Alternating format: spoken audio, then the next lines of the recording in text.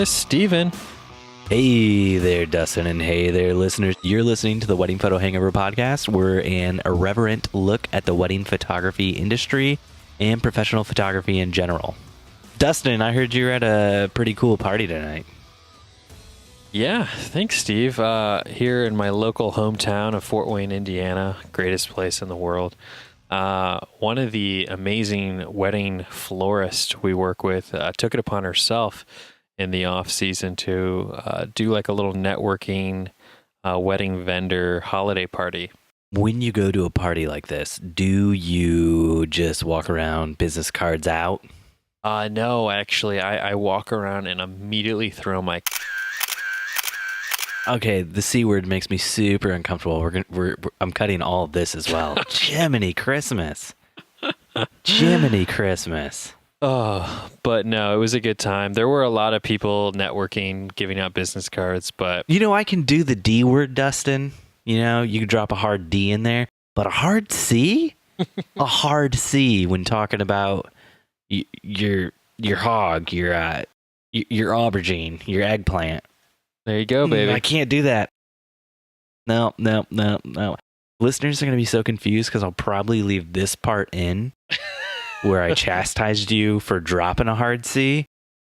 But, oh man, yuck. Yuck.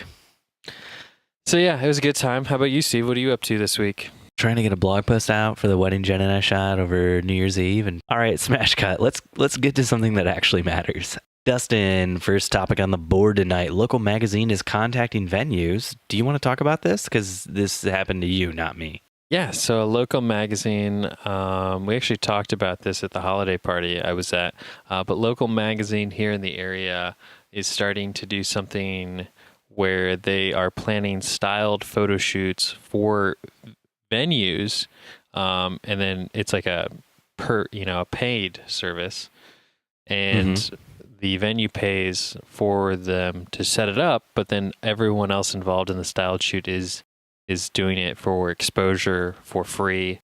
But the thing is, they want to use established vendors to bring sort of a sense of, what's the word I'm looking for, authority to the shoot in a way where it feels like this was put on by the vendors and not by the magazine. And by having reputable vendors involved, it makes it also more advertising because they're going to share the pictures. So the magazine called me to ask if I wanted to be involved in one of these, and I was kind of taken aback at first, and Steve's going to chastise me for it because of this interesting little business model that they're going about to kind of... Steve's going to chastise Dustin for it because Dustin made the mistake of bringing this up to Steve earlier, and Steve got so angry that he's already chastised him off air. And Steve also talks about himself way too much in the third person. I just have to come in. You're talking about me. You're talking about what I'm going to do. Well, so I have to talk about what I'm going to do. I feel like if I say it before you do it, it somehow lessens what you say. Why are you afraid of me, Dustin? I just feel like that little kid in kindergarten and the big bullies on the playground just waiting to pummel me. Dustin, I'm trying to help you. I've got a hand out. Yes. Of course, that hand does say "you're a dick" written on it in Sharpie, but it is out with the to you. The D word, not the C word? The D word, not the C. No hard C's. But a soft C, because Steve likes the soft C better. I don't. Yeah, I guess. Whatever a soft C might be. Oh, but yeah. So anyways, I'm racking my brain right now for a C word that could be bad, but not as bad as that C word. And the only C word I can come up with is even worse than that C word. So long story short, the question posed to Steve was, yes or no, is this wrong? Is this ethical? Obviously, I don't think it's unethical because there's nothing wrong with someone trying to profit off of trying to get that money. I mean, we live in a capitalist system. Trying to get paid. Get them Benjamin Buttons. The question is, should you do this as a wedding vendor? Are you really going to make enough by the exposure that the magazine claims you're going to get by them blogging it, posting it, et cetera, et cetera. Which, I mean, You're not. the upside to doing a styled shoot is collectively everyone involved is going to share the images, and then you're all going to benefit. That's why we try to do one every winter in the off season. But this is kind of interesting because the magazine's taking it a step further, and they plan the styled shoot for you, but then they're making money off of it. Yeah. So let's just wrap this up into a nice little package. Put a bow on it, baby. Come on. There's a magazine. That magazine needs content. In order to get that content, they need a variety of vendors to come together to provide content for them. Correct? So the magazine has decided, let's charge one of the vendors money for that content, and then let's not pay anybody else for their work, even though they're doing a hell of a lot of work. Mm-hmm. And this seems fair to you. How? Because I've had stuff in the magazine that you're talking about. You didn't name it, did you? We're not going to name it here. No. I've had stuff in that magazine. Jen and I have. And it does not bring in like, oh, so many clients. Like, yeah, I can't remember a single time anybody has said to us, hey, we found out about your company through that magazine. So what I'm seeing is you are doing work for free for a magazine that does not benefit you. Mm-hmm. And that magazine is actively making money. Mm-hmm. And I mean, I'm actually less pissed about you or any of the other vendors who are doing it for free than I am about the venue that is paying money for the magazine to do this. I know. I kind of wish that like the venue had just contacted me directly. I would have rather them paid me, and then I would have just set this same thing up for them. But the magazine can, I guess, in their minds, give them more exposure than what I could have given them. That's probably their selling point. Odds are, knowing this magazine, you could have gotten a stylized shoot published in there real easy. That's very true, because it's going to be published in the exact same way, because they publish it in a way where they don't want you to know that this was put together by the magazine. But we're getting long-winded about this. This is some shady shit. This is absolutely shady shit. So anyways, the reason to come back on this is why I said yes to doing it was not because I cared at all about the exposure or anything to do with the magazine, but more so two reasons. First reason is it's a styled shoot that I don't have to do anything but show up to. That is kind of nice. For anyone who's planned a styled shoot, it's a ton of work. I mean, essentially, you're planning a wedding elopement.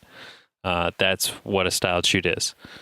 True. Secondly, I thought the networking opportunity with the vendors involved, just for being there for 6 hours and the camaraderie of hanging out with them. Because when it's done, you'll all equally hate the magazine just as much, except for the venue who will hate them more. So you will form a bond of hate.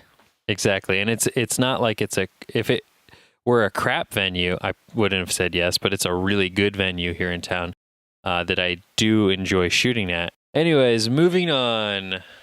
So we'd like to introduce our newest Phantom producer, Louie Novak, because let's introduce that a little bit. Louie Novak is a listener. He writes in a lot to Dustin and I, and only Steve writes back typically. That is true of all listeners who write into Dustin and I. I can't thank Louie enough. People have brought up to me that he's been mentioned a lot in our episodes. So I just wanted to go out and bestow an honorary title onto Louie. He provides us with tons of topics, doing a lot of the work that Dustin should really be doing. Dustin should really be doing. Oh my. From now on, we're just going to refer to Louie Novak every time he brings us a topic as Phantom producer Louie Novak, the man behind the scenes, the man behind the curtain. The man who half of his face is hidden by a mask. The man on the street hitting the pavement for us. I mean, we're kind of losing the phantom ghost hiding underneath the opera sort of thing, but you know, if you want to go with the man on the street, that's fine. And Louie, I only because I know you, I would love it if you could send us a photo of you dressed as the guy from Phantom of the Opera. That will go live in all social medias for the Wedding Photo Hangover podcast. So Louie wrote in to let us know that a photographer in the Cleveland, Ohio area, Where he his serves. great city, wrote an awful rant in a local photo group. The couple that this photographer wrote the rant about ended up seeing the post and asked for a refund and their deposit back as a result. The photographer refused to refund the money, so they took their story to a local news station. And here's the part where it gets really good. Ugh. Louie alerted us to this a full week before it went to the news station. But because of the way we record our podcast, the news station aired last night, the story. So by the time it gets out to the rest of you, it'll be like a week behind the story when this podcast is released. But major props to Louie for bringing us the story before it even hit the news. Breaking news that won't be breaking when you guys hear it. Yeah. Jen actually saw the story today. It had been picked up by a local news outlet in Denver and several other cities around the U.S. So it is going viral already. People love these wedding photography stories. Yeah. Seeing as the story has kind of already gone viral and it's been made public, I originally was going to leave out the name of the photographer and the name of her company. But since you could easily look this one up, Lauren Silvestri, not a listener of this podcast. I hope she is now. Our listeners don't treat people like shit. She writes on Facebook, people wonder why I've scaled back on my photography business. Last week, I did an engagement session for a morbidly obese couple. Just from the way they were picky, quotations around picky, about certain things during the session, I knew they were going to be a PETA. I've never heard which that. is pain in the ass, I believe. Yeah, I've never heard that. I think it's an acronym. I was just supposed to say the letters. Pain in the ass. First of all, their foreign ruly dogs had to be in the pic, and she spelled pic wrong. She spelled it P-I-C-K. Dustin can see the notes, so I'm more spelling this out for Dustin. Like, I don't want him to think I typed this out wrong. I would never think, Steve's the epitome of grammar. So, foreign ruly dogs next to a lake, which of course had ducks. And their truck had to be in the pictures, which of course was parked in the direct sun because there's no shade anywhere to be found. It had disaster written all over it.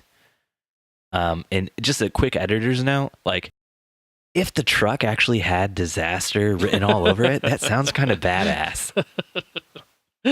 Like, in my mind, I'm imagining, like, maybe the truck didn't originally say disaster. Maybe it originally said dispatch master transport, like the Cedar Point ride. But, there's an earthquake, and the patch fell off, and the disc fell down, and the mass fell off. So now it's just disaster, or the M fell off. I think trying to remember how to spell disaster on the fly there. I think Louie Novak should see if he can connect us with this photographer so we can get her on the podcast, get her side of the story.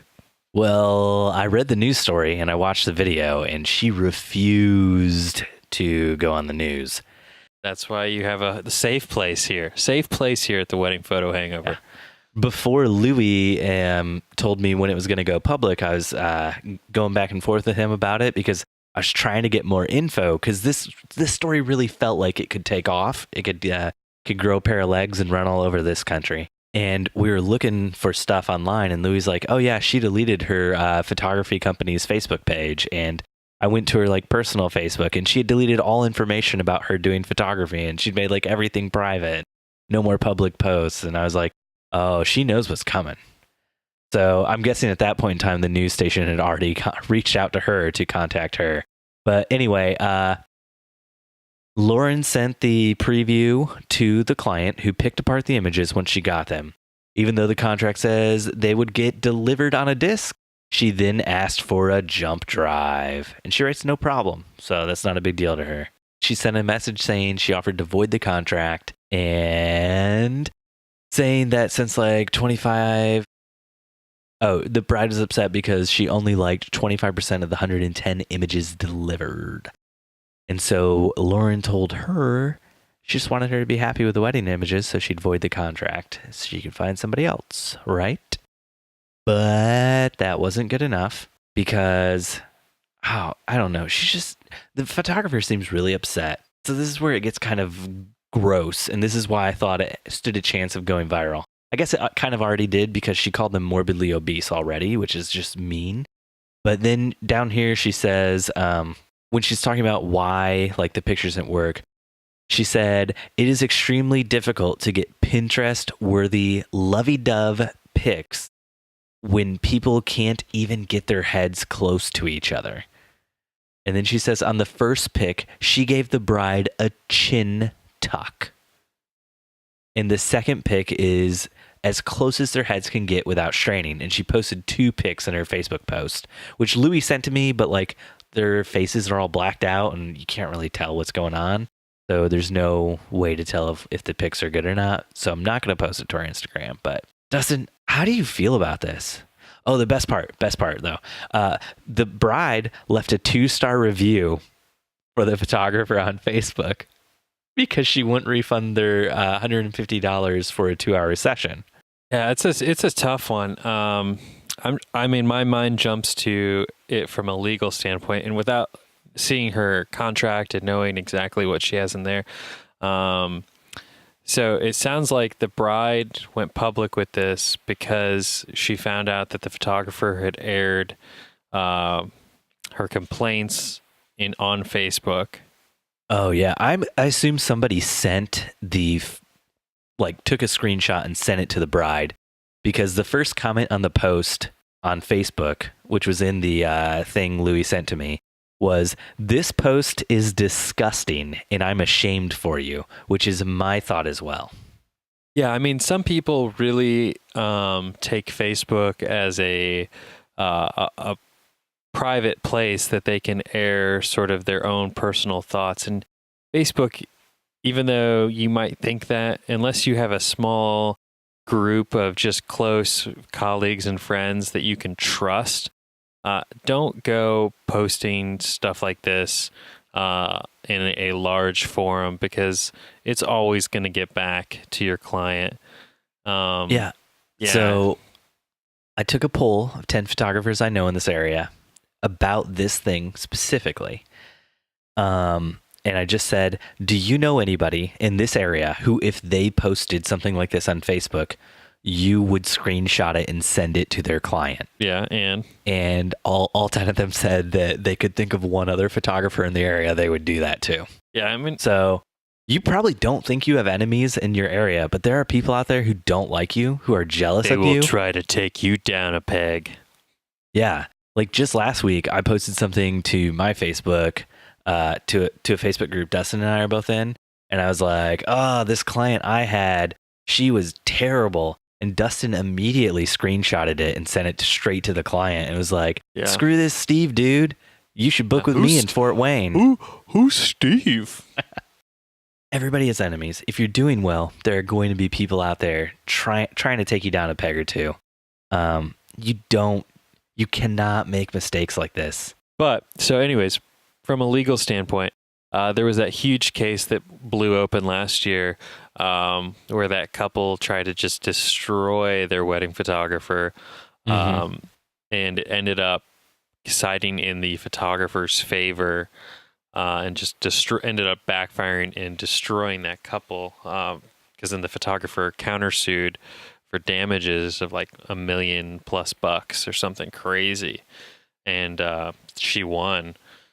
So I'm curious to see if that case is sort of taken into account when factoring what. No.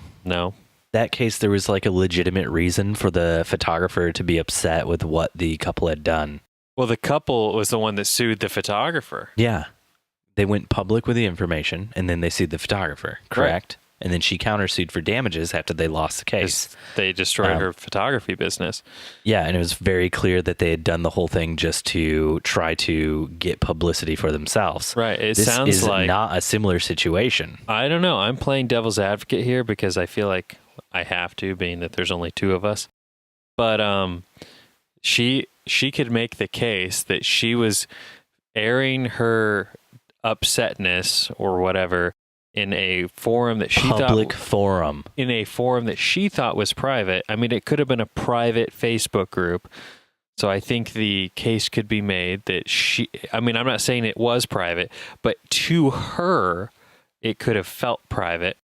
And then somebody took what she said out of context and sent it to the client in a moment of, her annoyance or extreme upsetness or drunkenness or whatever.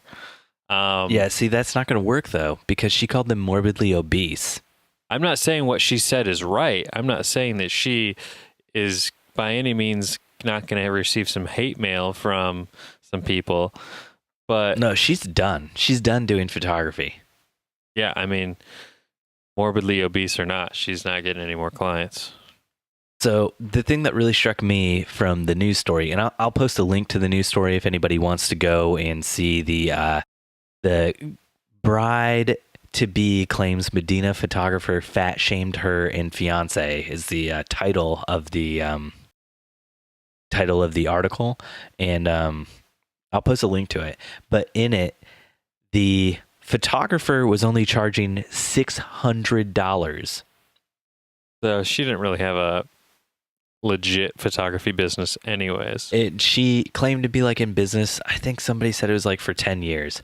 Unless she's like one of those who charges very little for her time and then charges a lot for prints and stuff, is more of Could be in-person except sales she model.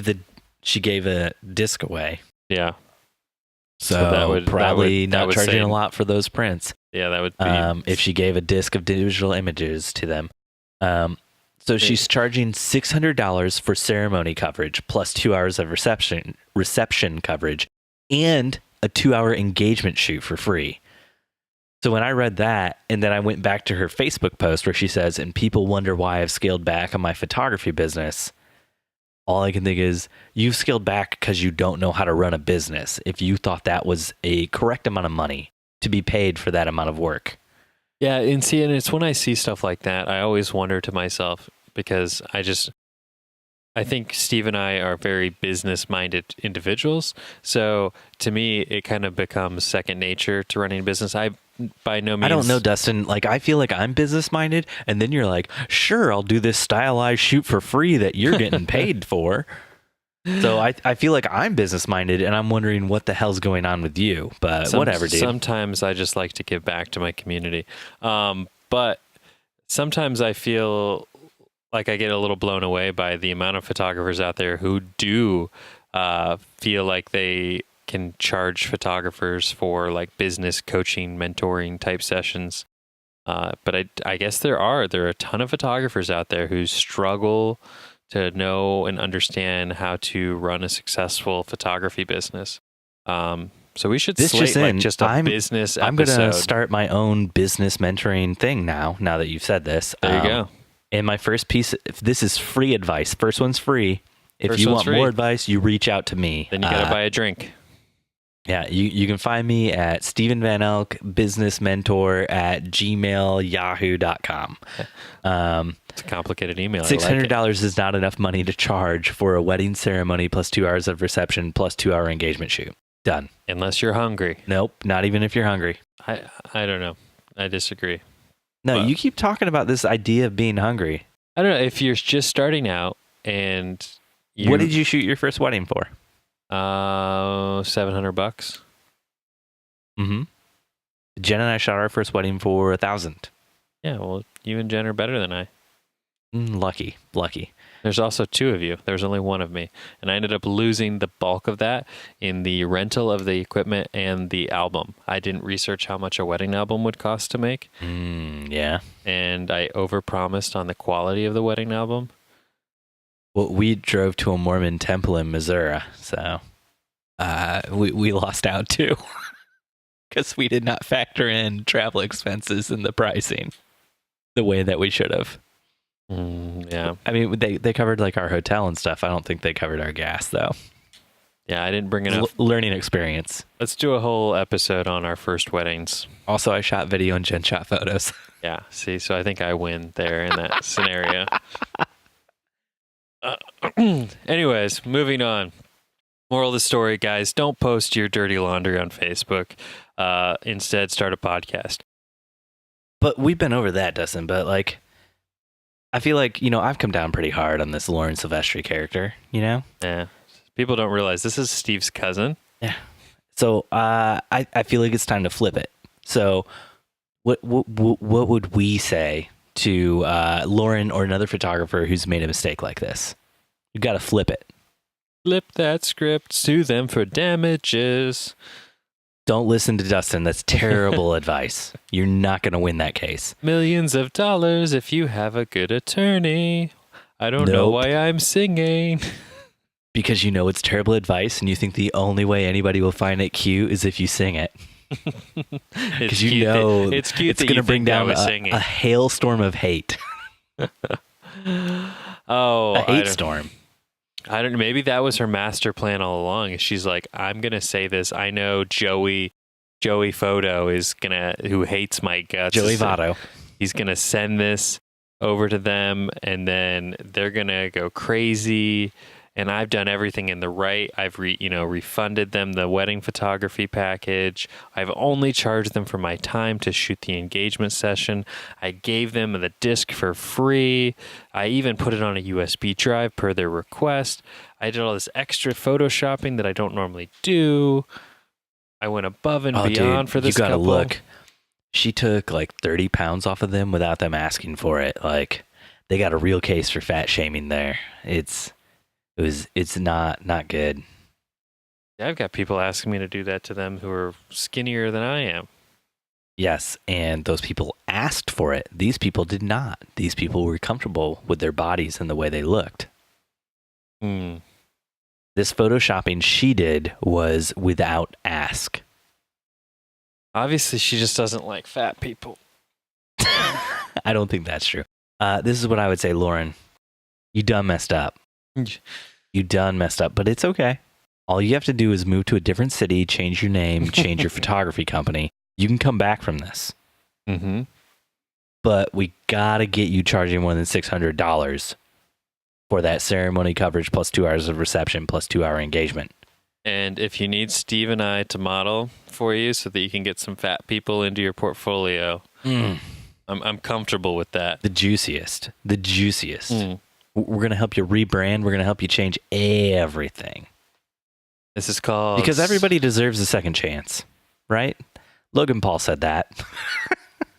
You have no idea who that is, do you? Another segment I like to call Second Chances with Steve. So next up, Phantom producer Louie Novak writes in with another great topic. If you want to get mentioned on our podcast every day, every week, become Insta famous, Facebook famous, whatever it is, where the social media ads that you're at. Louie's booked 5 weddings just from being mentioned on this podcast. I mean, that's not something that'll happen to anyone else, and it's probably not true. We've probably gotten him laid. I think didn't we say earlier that we sort of take credit for Louie's child that he conceived?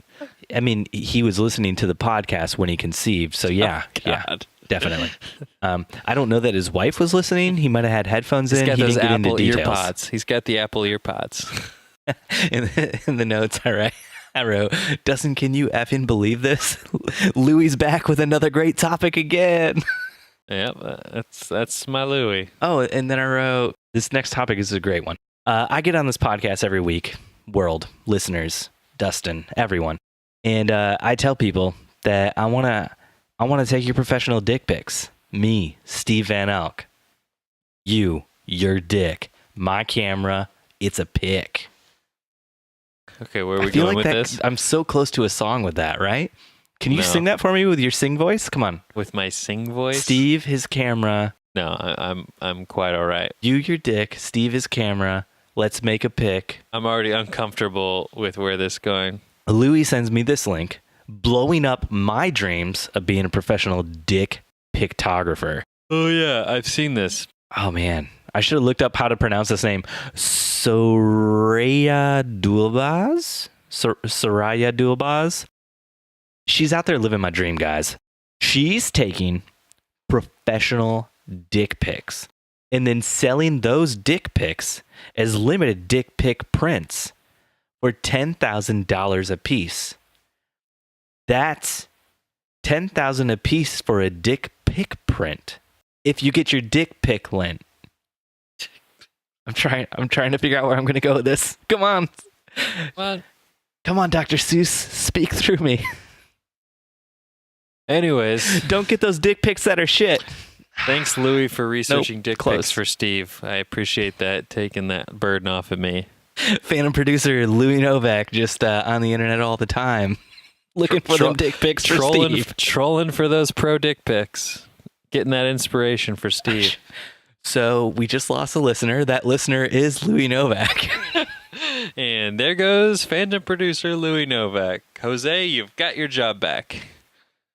So, Dustin, 10K. 10K. Would you do professional dick pics for a 10K dick? Yes. I am not below that. What's or above the lowest that? you would go? What's the lowest you would go? Maybe 4 to 5K, but that's because I'm trying to build a house. Wow. You have a lot more morals and ethics than I do. I would do dick pics for less than that. So much less than that. Maybe if it was a situation, this is going down a rabbit hole that I don't want to go down. But I was going to say maybe if it's a situation where I don't actually see the person. So some sort of a glory hole situation. I do have a news update on the story, though, Dustin. I was looking into it. Of course you were. And she had an online gallery called Dicture Gallery. So it's like picture, but DICTURE, Dicture Gallery. But it's currently down. I don't know why. There's just a Shopify link that says this does not exist right now. So you can't run onto the internet to buy a dick pic for 10K. She's sold out. That's how good these things are. Yeah. Even though, Dustin, I know that you personally had 10K just burning a hole in your pocket. I know. Because you wanted to run out and get a bunch of beautiful dick pics to put I wanted all to over see your if house she would make when you me build an it. iPhone. I wanted to see if she could make me an iPhone case for my new phone. A dick pic iPhone case. Yeah. Monetize that shit any way you can. So the next gross thing I think about... No, what's gross is there's some rich assholes out there in like California or Korea or wherever. They just, you're going to walk into their office and they've just got like a little triptych of dick pics in the background. And someone's like, this triptych dick pic? Is that what I heard? You can't even say it. You can't even say it, Steve. That's how easily it rolled off my tongue. But picture that. There's just some business executive on Wall Street in his office, and he's just got like a 20 by 20, dick pic on his wall. I just picture like that guy from Wolf on Wall Street. He's that kind of guy who would just put like a dick pic dressed up like Elvis.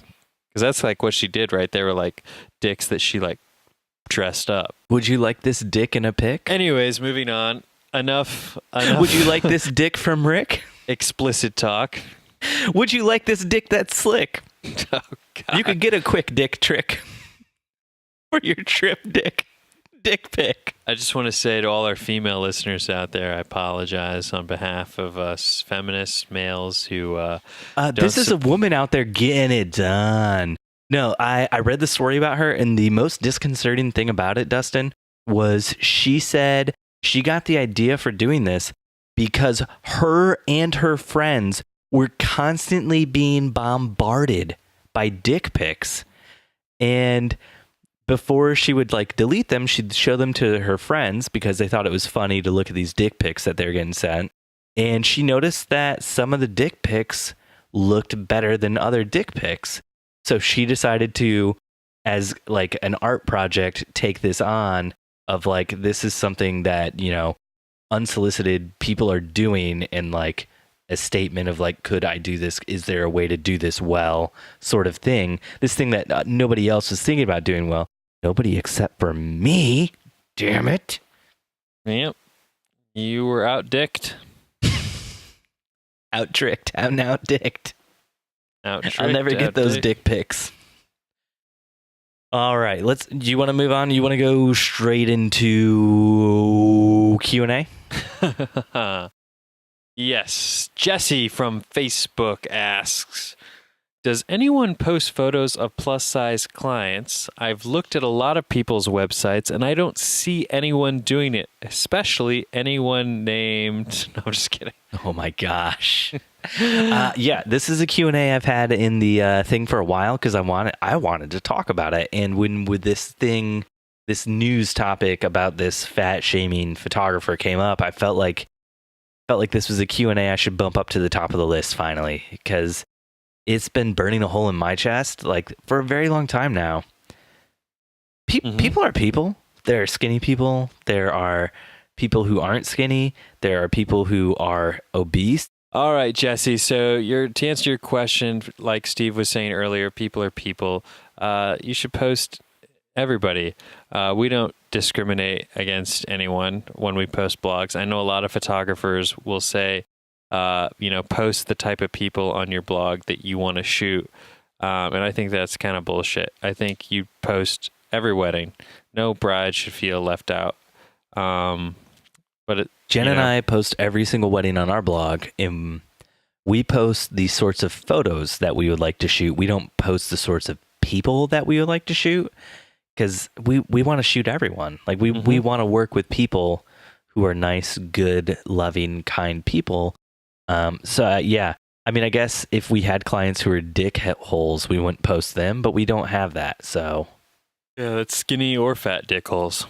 The only thing we don't post to our blog is sometimes we do shoots that are like at a reduced amount, and then we upsell the digital prints at a later date or the digital rights, And so we won't do a blog post until they make the decision to buy those photos. This is the first time I've heard of that sneaky little maneuver. No, I've told you about it before, Dustin, on the podcast.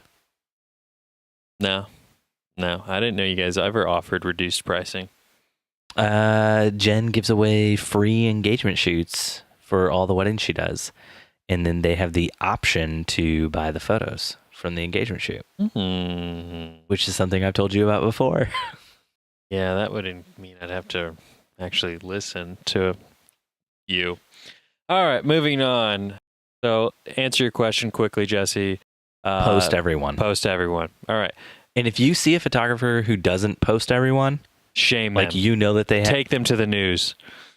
No, don't take them to the news. Just don't follow them. You don't have to follow people who are bad people. Follow Steve. Follow me. We're not great people, but we're okay. Well, I mean, you follow Dustin. I'm a pretty terrible human being. I can't speak for you, buddy, but maybe just hit up the Instagram, hit up the Twitter. It's at Steven Van Elk, and you just want to click unfollow real quick. You can follow Dustin, but you'll see maybe one post a month if you're lucky. And no dick pics from Dustin. You'll never see a dick pic because I'm too fat. I can't see it. No quick dick pic tricks. You and the rhyming tonight. It's a great rhythmic beer you're drinking. It's just a Trippel from New Belgium. All right, Emily from Facebook asks, a bride of mine just lost her father this week and her wedding's coming up. This actually makes me think of something else I want to talk about, but I'll finish this. She's wondering if I have any ideas for her father-daughter dance. She has no living grandpas. Have any of you dealt with a similar situation, and would you have any advice? So what I've seen in the past for situations like this that meet pretty much this criteria is the father of the groom will dance with, obviously you don't have to do a dance. You don't even have to do anything if you don't want to. But if you do, the least awkward thing, and if you have a good relationship with the groom's father, you will dance with him while the groom dances with his mom. And you do it at the same time. And I've seen this done, and it's quite sweet. Or a lot of times a bride might have an uncle or someone that she's close with. But like I said, you don't have to feel obligated to do every single bridal tradition just because there's a tradition. Make your wedding your own, and that would be the advice I would give to your bride, Emily. Steve? So, I put this in. Damn, dude, I did not expect this to be emotionally so rough on me when we got to it. I kind of forgot I put it in the notes. Yeah, I didn't think about this hitting home for you. So my dad passed away about 2 years before Jen and I got married. And a year after Jen and I got married, my little sister got married to one of my friends from high school. My brother-in-law, who's on the Spoilers podcast. Run on over there if you like movie review spoilers. Gosh, I'm such a dickhole. I'm just trying to not cry right now while doing this. So my older sister has also since then gotten married, and dude. So for my little sister, she didn't want it to be like a weird thing. So when it came time for the father-daughter dance for her, there was talk about her possibly dancing with like one of our uncles that she liked a lot. And she chose to instead invite the entire family out to the dance floor and do the Cupid Shuffle, which was super ridiculous, but it took her mind off of our dad not being there on her wedding day. And it made her laugh. It made everybody else laugh who was at the wedding. So it turned what could have been like a super sad moment for her, where she would just be bawling the whole time, into not a sad moment. And then my older sister, when she got married, she opted not to do a father-daughter dance at all. And her spouse opted not to do a mother-son dance at all. So they just did their first dance and then opened the floor. I'm not going to say like you should do either one of those things or whatever, but just know that that moment is going to be really rough for you and for the bride. And let her just, try to give her as many options as you can. But just remember, nothing that happens at a wedding has to happen. You can get married at the courthouse whenever you want. And the wedding ceremony is just a ceremony.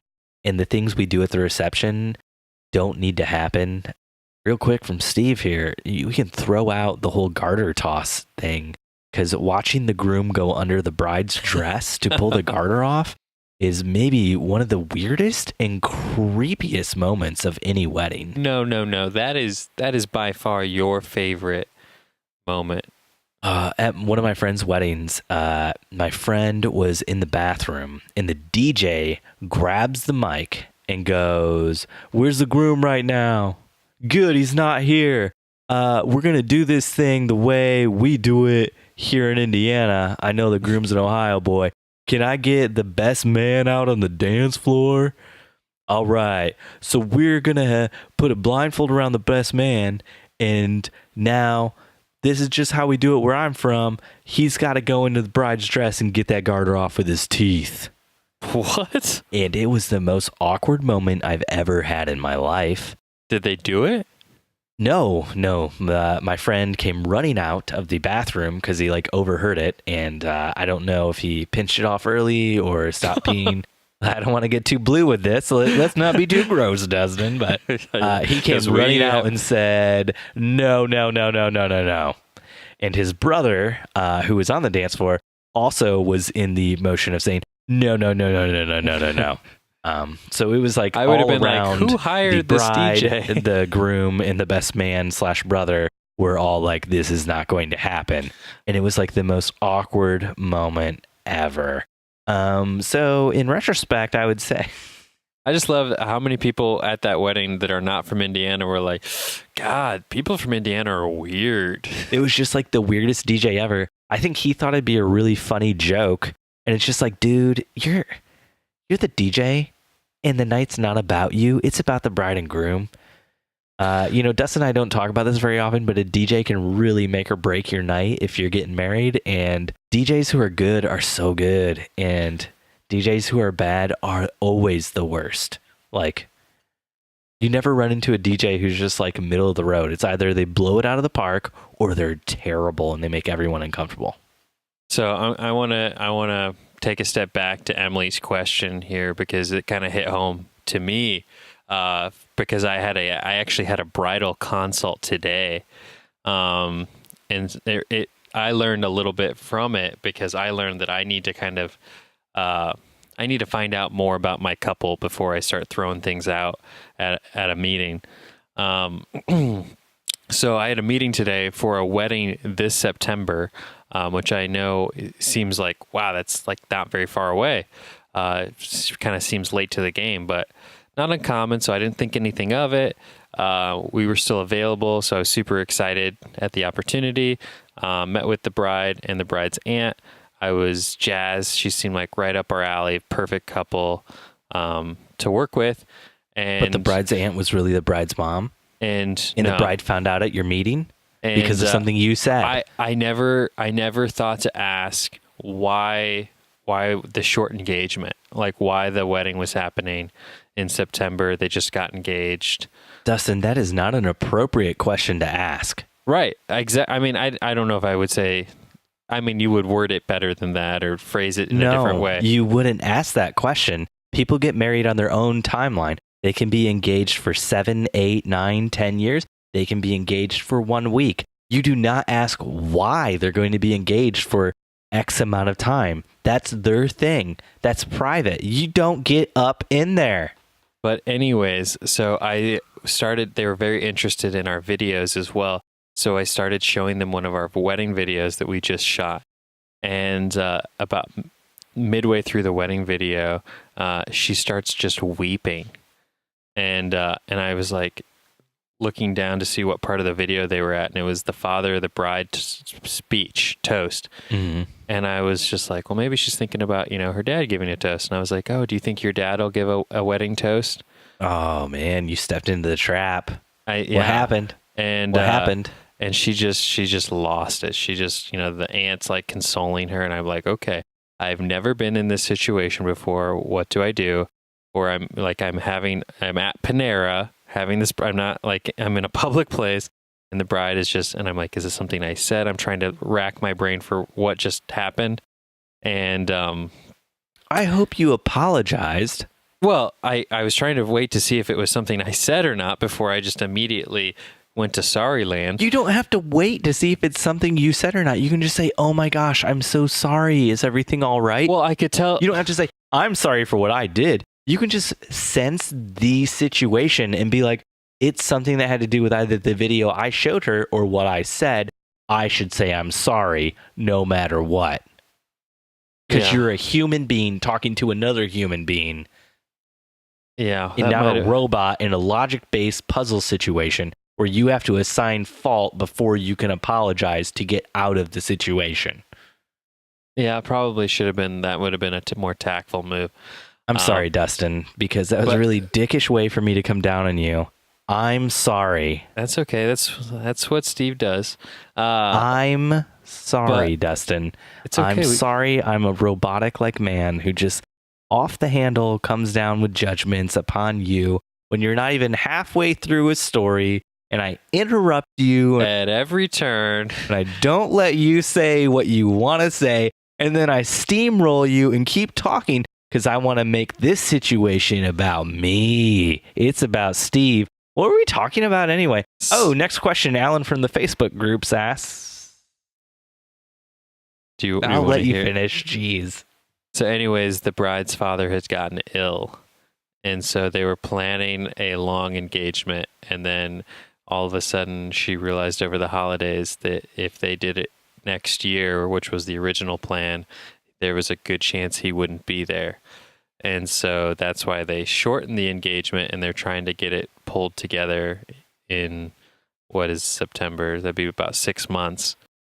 Yeah, it was super sad. And that's why me asking if the dad would give a toast, she doesn't even know if he's going to be well enough to be at the wedding, let alone give a toast. And so... Dude, that is rough. Note to self, don't assume everyone... I don't know. What do you think? Do you think it was wrong of me to say, oh, is Would your dad give a toast at your wedding? No, it was not wrong of you, but once you said it, you should suss out the situation and that there's something seriously wrong, and then you should apologize. Have you ever been in that situation where you were at a bridal meeting Where you and put your foot straight into your mouth and it's Yes, just like, and hello, just I'm bite Steven. down and just bite down. I should have washed my toes. I should change my socks more often, maybe twice a day, instead of just in the morning when I wake up. But I've never, I mean, I know our videos are good, but I was like, oh, this crying is a little more than just our typical, man, these videos are good. I mean, Dustin, if we can't talk about it, like, let's just, you wake up in the morning, you jump into that shower, you get nice and warm and toasty in there, you come out, you towel off a little bit, you reach into your drawer, you grab a nice, fresh pair of socks straight out the washer, straight out the dryer. They're so snug and they're so comfy. You put them on your feet, then you're good to go for the day, right? Except in this situation where you put your foot in your mouth, now you need a new pair of socks. And guess what? It's going to suck getting that foot in your mouth, but then you get that nice new comfy sock on there because you got to take that wet sock off, right? Yeah. It doesn't just checks out. Done with this. Yeah. I like that tonight you're reading all the questions and stuff. It's almost like you actually did the work to pick questions out and pregame and everything. This is amazing. They send them directly to me now. They don't even send the questions to you. Well, I mean, these are all questions that weren't sent to us. These are all questions I got from Facebook, but... Oh, no. They were sent directly to me via Facebook. I screenshotted this question I asked in a Facebook group. All right. Anyways, that's enough for tonight. Good night. Well done. Well played. You didn't want to do another question? You seem geared up for another question. You're done? You're checking out? We are at an hour. Thanks for listening to another episode of the Wedding Photo Hangover podcast with your hosts, Dustin and Steve. You can find us on Instagram at Wedding Photo Hangover and on Twitter at WedPic Hangover because Twitter limits the number of characters you can have in your handle. And last but not least, you can find us on Facebook at Wedding Photo Hangover. If you want to follow Dustin or Steve individually, you can find Dustin on Instagram at Dustin_McKibben. But if you actually want to see his work, go to Dustin and Corinne. Are you done? No. Now I am. Wait. Yep, now I am. Okay, sure, now. Listeners can't see this. I'm just staring dead-eyed at my computer right now, which unfortunately is not where the camera is, so it doesn't look like I'm staring dead-eyed at Dustin. It's like listeners, staring dead-eyed off to the side. I know you can't see Steve, but and you can find Steve at Steven Van Elk. Thanks for listening. We'll see you next time. Your head is pounding, your limbs feel like dead weight, and your entire being is aching for the sweet embrace of death. That's right, next Sunday after you shoot another wedding. Dun, dun, dun. Dustin, was there anything else we need to talk about on this podcast? Did you have some after show stuff for us? After show. Yeah, I wanted to ask you if you and Jen do anything like what I did tonight. Do any kind of little soiree with other vendor? Networking? Yeah. Networking. Yeah. Jen and I do that. See, this was a really interesting party because a lot of the wedding vendors brought their spouses, and being that most of the wedding vendors are female, and I was literally the only male wedding vendor there, I felt like almost like I had to somehow try to talk to a lot of these guys because they're just kind of sitting in the corners on their phones, and like I'm trying to introduce myself to them and meet them and get to know them. But then afterwards, I felt sort of like, man, I felt like I kind of wasted the night not getting to network with all these other wedding vendors. Because you said it was like 90% wedding photographers. What are you going to network with them about? I know. You do pictures? I do the pictures too. Have you ever done a professional dick pic? I can do a quick dick pic trick with you. Yes, it's all like, I don't know what that accent was, but it felt like Amish, like Amish wedding photographers where I live. Like it was like a 70-year-old Amish woman that might have a little like, what's the like proctor, like the guy who digs for gold. I don't know what you're talking about. Me and my friends have just been prospecting for gold up in them hills over there. Prospector, that's what the word. Prospector. Oh, Steve, your accents are so good. So things went well though, talking with the other the husbands, but you felt bad about not talking with the wives. Yeah, because it's just like I felt like I saw a lot, and the reason I took it upon myself to really try and reach out to a lot of these husbands is because so many of their wives told me that they're like, oh yeah, I told my husband could come because they're like, well, Dustin's going to be there, because their argument for not coming was, well, there's not going to be any guys there, and it's just going to be bridal talk, blah blah blah. No, yo, husband Tony, you gotta come. My friend DJ D-Mac Attack will be there. The most manly DJ D-Mac man. Attack. The most manly man I know. Dustin McKibbon. I don't know if you know this, but he's a DJ. He's a D-Mac. photographer. He does everything. DJ D-Mac. He attacks. He actually he makes McDonald's burgers like the Big Mac, but at home with Thousand Island sauce instead of the patented Big Mac sauce. If you're gonna mock my fake Instagram handle, you have to at least understand the meaning behind it. It's called DJ Mac Attack because I attack DJs. No, I'm known for going to weddings DJ and just attacking them. D-Mac Attack, not DJ Mac Attack. DJ D-Mac Attack. Good, because DJ Mac Attack's already taken. I looked it up. Yeah, because I think maybe the D stands for like douche, so it's like DJ Douche Mac Attack. Oh, DJ Douche. You go to McDonald's every time after you shoot a wedding, and you get all the Big Macs and you attack them, eat them up. It's sort of like a New Jersey, and then there's this little hint of like Sylvester Stallone in there. Oh, now I remember what I wanted to talk to you about. I wanted to talk. Speaking of that, did you see the story that broke today about Aziz Ansari?